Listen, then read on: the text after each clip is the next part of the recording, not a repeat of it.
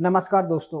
7 राज्यों में 13 सीट पर उपचुनाव के नतीजे। इंडिया और एनडीए को कितनी सीट मिली दोस्तों? इंडिया अलायंस को 10 सीटें और इंडिया को 2 सीट पर दर्ज है, जबकि एक निर्दलीय खाते पे गई ये सीटें। दोस्तों जितना भी उपचुनाव अभी हुए हैं, 7 राज्यों पर 13 सीटों पर उपचुनाव हुआ, जिसमें एनडीए को मिला 10 सीटें और एनडीए को मिला है 2 सीटें और एक निर्दलीय खाते पर गई है।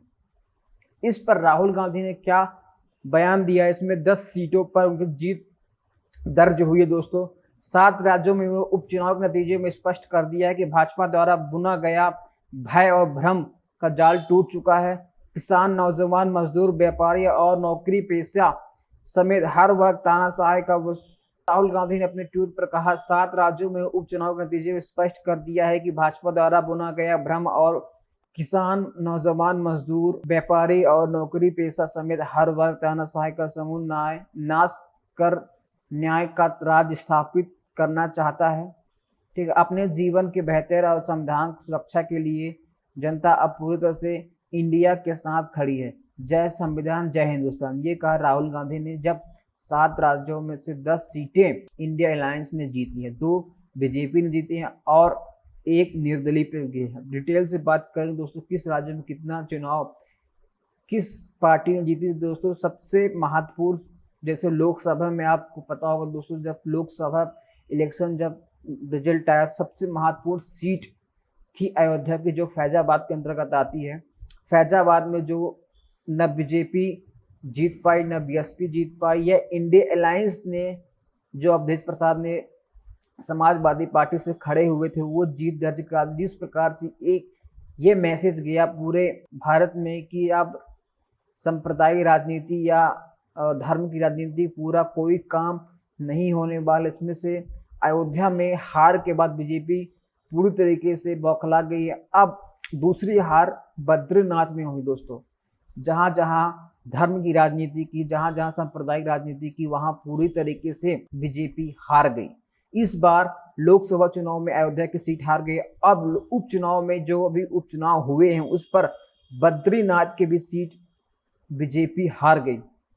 इससे क्या संदेशा लगता है कि दोस्तों जो जितनी भी धर्म की राजनीति उसने खेली, चाहे लोकसभा चुनाव में चाहे विधानसभा उपचुनाव में, पूरी तरीके से भारतीय जनता पार्टी हार गई है दोस्तों। मध्य प्रदेश के एक उपचुनाव में, अमरवाड़ा मध्य प्रदेश के चुनाव में एक भाजपा की जीत हुई है, जिसमें कमलेश शाह उनकी जीत दर्ज कराई और कांग्रेस की हार हुई।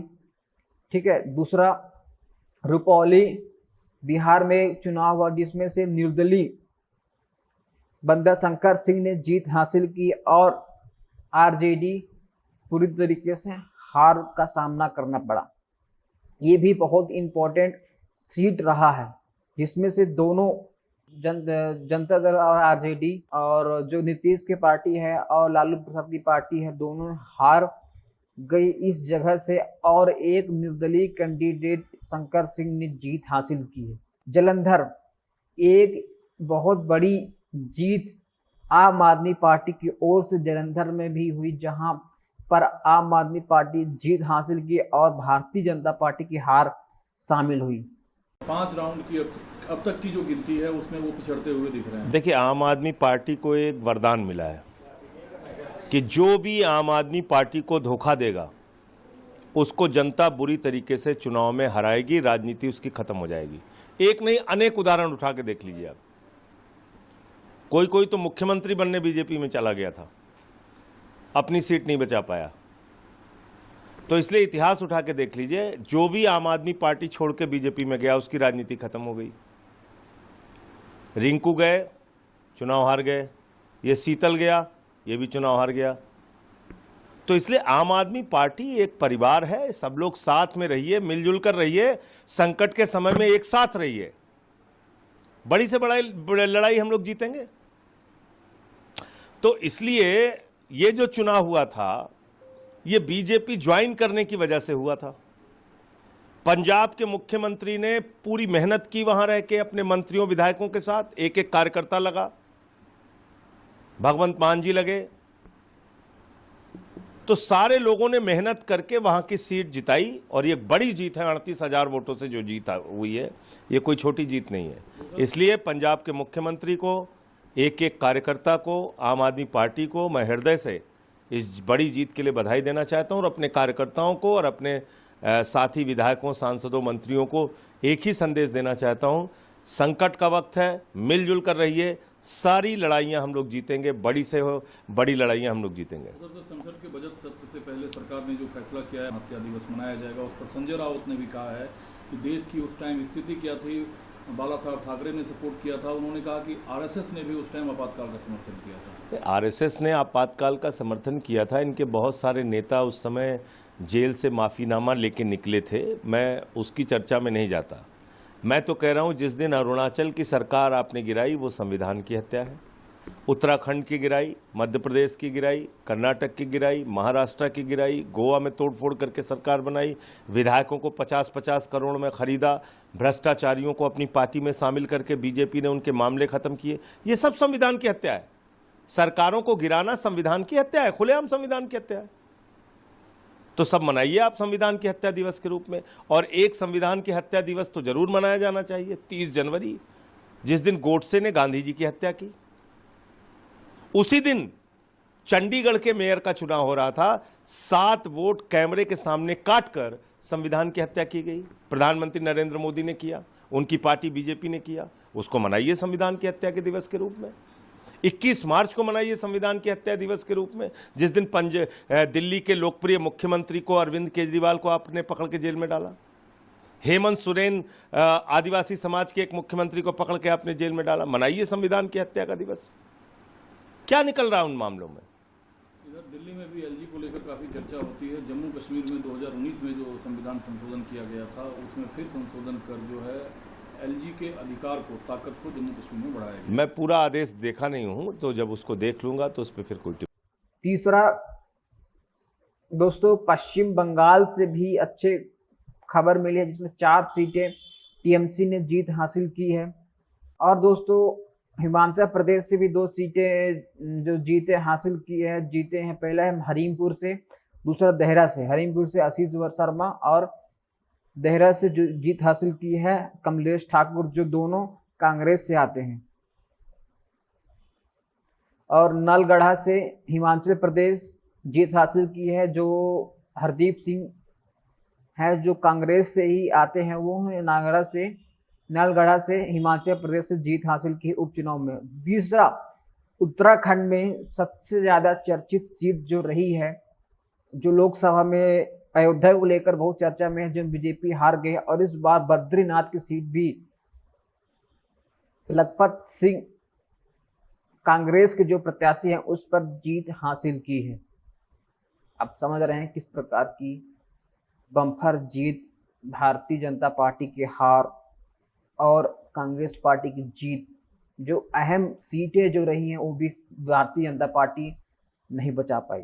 तो दोस्तों, इस चुनाव से फर्क पड़ता है भारतीय जनता पार्टी को, जिसमें से सत्तारूढ़ पार्टी हर वो मुमकिन प्रयास करता है जिसमें चुनाव जीतने के हर संभव, जैसे सांप्रदायिक दंगे हो, चाहे धर्म की राजनीति। जैसे धर्म की राजनीति 2 सीटों पर हुई, पूरी तरीके से भारतीय जनता पार्टी हार गई। अब ये कहना है दोस्त, जिस तरीके से ये 2 सीटें भारतीय जनता पार्टी ने हार का सामना किया, ठीक उसी प्रकार की जो काशी मथुरा की जो सीटें हैं, उस प्रकार से भारतीय जनता पार्टी की हार होना तय है। ये सोशल मीडिया पर ट्रेंड चल रहा है, लोग बातें कर रहे हैं। दोस्तों, इस जीत को लेकर रागिनी नायक जो कांग्रेस के प्रवक्ता हैं, उन्होंने क्या कहा? पहले अयोध्या में, अब बद्रीनाथ में भाजपा की हार इस बात का प्रत्यक्ष प्रमाण है कि न तो प्रभु इन पाखंडियों के हैं, न ही जनता जनार्दन धर्म के सुघोषित ठेकेदार के लदे गए दिन।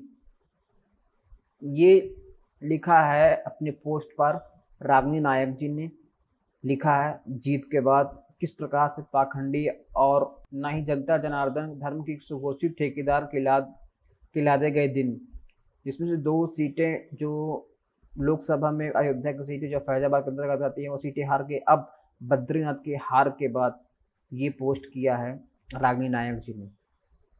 दोस्तों, इससे इस चुनाव से स्पष्ट होता है कि भारतीय जनता पार्टी, जिसमें धर्म की राजनीति और सांप्रदायिक की राजनीति करती है उस पर पूरी तरीके से भारतीय जनता पार्टी हार जाती है। आपको याद होगा लोकसभा चुनाव में अयोध्या की सीटें हार गई, अब उपचुनाव में बद्रीनाथ की सीटें भी हार गई। जिस प्रकार से पूरी सांप्रदायिक राजनीति की है भारतीय जनता पार्टी, वहां से भी पूरी तरीके से हार जाती है। जहां एक घटना मंगलवार चुनाव के दिन जहां मुस्लिम मतदाताओं को रोका गया, जबरन वोट नहीं करने दिया गया, खून बहाया गया, नतीजा किसान बीजेपी वहां से भी हार गई।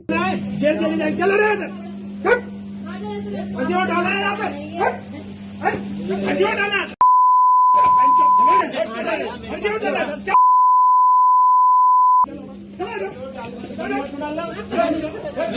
दोस्तों आपको याद होगा मंगरौल चुनाव के दिन वहां मुसलमानों को मतदाताओं से रोका गया, जबरन वोट नहीं डालने की, वहां खून बहाए गए, नतीजे आपके सामने दोस्तों। वहां पर भी भारतीय जनता पार्टी हार गए। जहां जहां दोस्तों भारतीय जनता पार्टी हारने की सब सांप्रदायिक